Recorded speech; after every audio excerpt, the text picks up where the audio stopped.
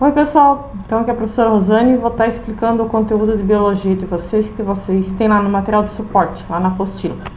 Então nesse assunto vocês vão estar vendo é o assunto de histologia, tá? Então nós temos que partir do princípio do que é histologia. Então é uma parte da biologia que estuda os tecidos. E aí nós temos uma subdivisão dentro desses tecidos dentro do corpo humano, que é o tecido epitelial, o conjuntivo, o muscular e o ósseo. Aí o que acontece? Cada tecido, ele é formado por pequenas células semelhantes, quer dizer, tem características parecidas, e aí elas realizam a mesma função e também possuem a mesma matriz intracelular, quer dizer, essas substâncias que ficam entre as células. E aí, além disso, tá? Então ali nós temos, como a professora falou, aquela subdivisão dos 4 tecidos, então o tecido epitelial, tá? Então ele tem como característica falta de espaço entre as células, tá? Então por isso que elas são chamadas de justapostas. Falta vascularização e aí também o tecido epitelial, ele tem uma excelente capacidade de renovação celular. Qual é a principal função desse tecido, tá? E é proteger o corpo, nosso corpo, contra a entrada de micro-organismos, sejam eles vírus, bactérias, protozoários. Tem substâncias químicas também, a entrada de substâncias químicas e agressões físicas, tá? Então, proteger nosso corpo contra cortes, pancadas e arranhões. Ali nós temos os tipos de epitélios, de tecidos epiteliais, tá? Então, eles podem ser escamoso, cúbicos, colunar, tá? Elastificado, escamoso. Então, cada um vai ter uma forma. Dentro dessa outra parte, nós temos o tecido conjuntivo, tá? O tecido conjuntivo, ele tem uma subdivisão que ele é em cartilaginoso, adiposo, ósseo, sanguíneo. A principal função do tecido conjuntivo é dar sustentação ao corpo e fazer o preenchimento entre os órgãos. Aí, além disso, tá, desse tecido, nós temos o tecido conjuntivo adiposo. Quando a gente se refere a adiposo, se referindo à gordura. Então, são células que são ricas em gorduras. E aí, a principal função desse tecido é a reserva de energia para o corpo, tá? Outra função também é a regulação de temperatura corporal, a modelagem do corpo e manter o corpo protegido contra impactos. Outra função também nós temos é o tecido conjuntivo sanguíneo, tá? Nesse caso, esse tecido em específico, ele tem a função de transportar e defender o corpo, tá? Outra coisa também que acontece com o tecido conjuntivo, tá? Ele sustenta e protege os órgãos e fixa determinados músculos. Outro tecido que nós temos é o tecido conjuntivo ósseo. Aí nós estamos se referindo à nossa massa óssea. O corpo possui aproximadamente 206 ossos. Os ossos correspondem aproximadamente também a 20% do peso corporal. A principal função dele é de sustentação, proteger as partes internas do corpo e também reservatório de cálcio, tá? E aí nós temos que salientar que existem tipos de tecidos ósseos mais rígidos, tá? Porém nós temos tecidos também mais moles e também mais esponjosos. O tecido conjuntivo ósseo, ele pode ser também constituído por ossos achatados, ossos curtos, irregulares e longos. O osso mais longo do corpo humano, ele recebe o nome de fêmur. E os menores ossos do corpo humano é o do ouvido interno, que nós temos 3 ossinhos pequenos, que é o estribo, o martelo e a bigorna. Outra característica do tecido ósseo, tá? É o nome que recebe onde ocorre a encaixe dos ossos, que são chamadas de articulação. Dentro dessas articulações tem um líquido chamado líquido sinovial. Esse líquido, ele tem a função de lubrificação e de evitar o atrito entre os ossos.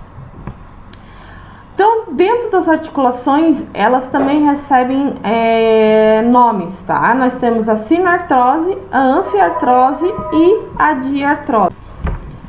Então, outro tipo de tecido que nós temos é o tecido muscular, tá? Então, eles são células alongadas e a capacidade principal delas é de contração e relaxamento, tá?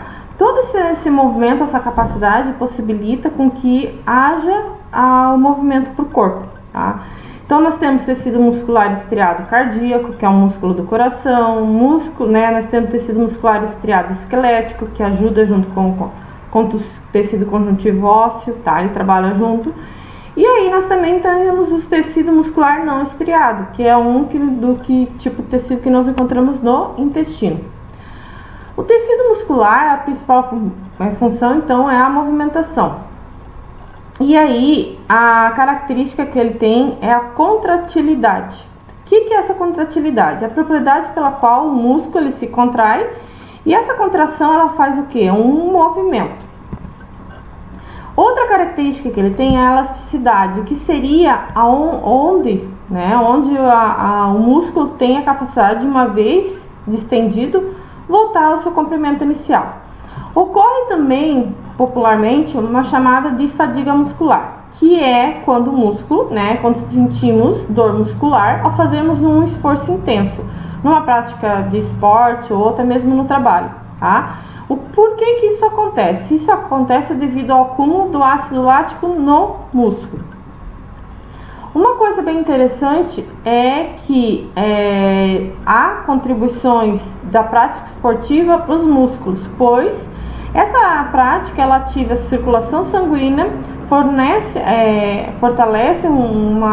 a musculatura e aumenta também os movimentos do músculo da respiração, porque quando nós respiramos, nós usamos alguns músculos na respiração.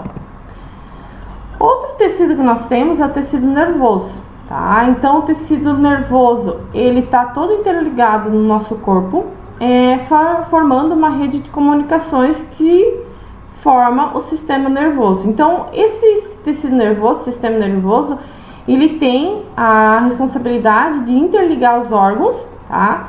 Ele faz com que nós tenhamos a percepção, a emoção, a memória, a atenção e a consciência do nosso corpo. Então, a principal célula do tecido nervoso são os neurônios. Então, essa grande rede de comunicações que nós temos no nosso corpo, ela envia mensagem através de sinais químicos e elétricos. E esse sistema nervoso ele está dividido em nervoso central e periférico. O tecido nervoso ele também apresenta um encéfalo, tá? Que é dividido basicamente o cérebro, cerebelo, ponte e o bulbo. O cérebro ele tem como função principal coordenar, coordenar os nossos movimentos. A nossa medula espinhal, ela conduz os impulsos e excede de muitos reflexos que nós temos dentro do nosso corpo para diversas funções que desempenha, tá? No nosso organismo, o sistema nervoso, nós temos dentro do sistema nervoso humano o sistema nervoso autônomo, tá? Esse sistema ele faz a regulagem das atividades do estômago, do intestino e até mesmo do coração. E aí, essa regulação do coração, nós temos que lembrar que os batimentos do coração, eles são movimentos involuntários. E esses movimentos involuntários têm o controle através do sistema nervoso. Nós temos também nervos sensitivos, tá? Nesse caso, os nervos sensitivos, eles conduzem impulsos nervosos de um órgão receptor de estímulo até o sistema nervoso central. Além desses nervos sensitivos, nós temos os nervos motores, que são responsáveis pela transmissão de informações aos músculos que nós possuímos no nosso corpo. Então, esse aqui foi um pequeno resumo do que vocês vão encontrar lá no material de suporte. Desejo a todos um bom dia, uma boa semana e até a próxima!